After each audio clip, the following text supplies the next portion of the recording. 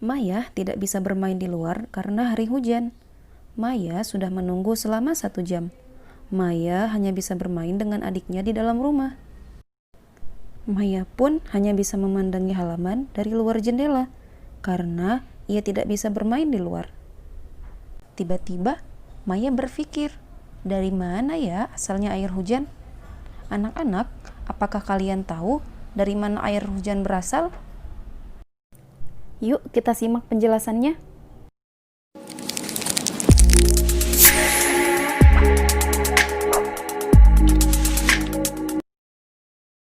Bismillahirrahmanirrahim. Assalamualaikum warahmatullahi wabarakatuh. Halo anak hebat, apa kabarnya hari ini? Ibu doakan semoga kalian semua dalam keadaan sehat walafiat ya. Kembali lagi bersama Bu Nurul pada pembelajaran tematik. Pada pertemuan kali ini kita akan mempelajari tema 3, subtema 4 mengenai keajaiban benda di sekitarku, muatan materi, SBDP dan PPKN. Before we start, let's make a dua first. Sebelum kita mulai pembelajaran pada kali ini, marilah kita berdoa. Bismillahirrahmanirrahim. Doa selesai. Wah, hari ini hujan. Hujan merupakan salah satu peristiwa alam. Hujan adalah karunia dari Allah. Hujan juga memiliki banyak sekali manfaat. Mengapa ya hujan bisa terjadi? Yuk kita simak penjelasannya. Air yang ada di permukaan bumi seperti laut, sungai, dan danau mengalami penguapan karena terkena panas matahari. Uap air lalu naik menuju atmosfer bumi.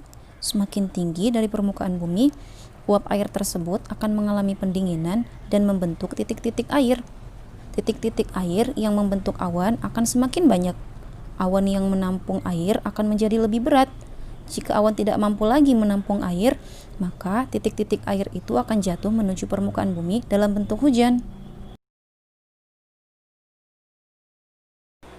Hujan juga terjadi karena adanya perubahan wujud benda di alam. Perubahan wujud benda juga dapat dimanfaatkan dalam kehidupan sehari-hari. Misalnya adalah pada proses pembuatan gula pasir. Pada proses pembuatan gula pasir memanfaatkan perubahan wujud benda dari benda cair menjadi benda padat. Gula yang berasal dari tanaman tebu lalu mengalami proses penggilingan yang bertujuan untuk memeras air tebu. Air tebu merupakan wujud benda cair.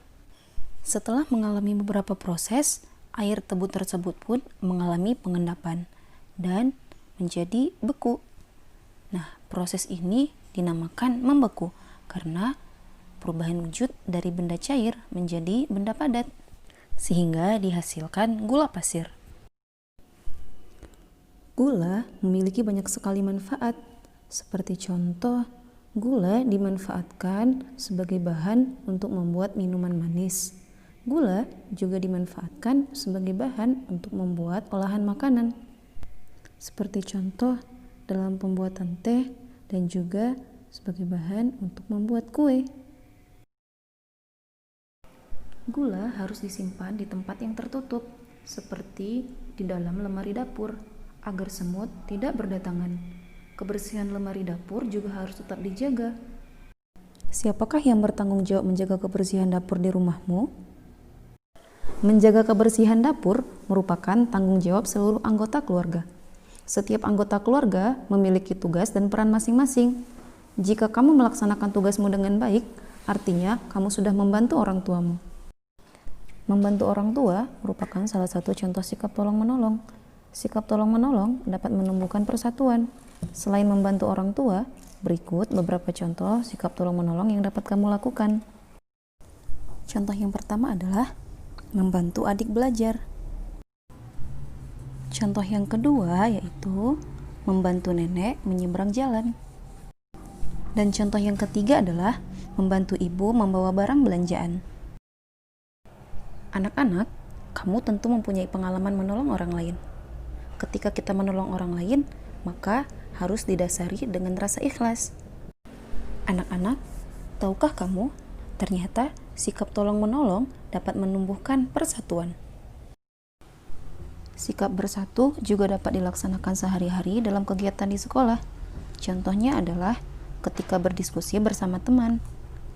Contoh lain dari sikap bersatu dalam kegiatan di sekolah adalah membuat kupu-kupu dari kertas origami bersama dengan teman.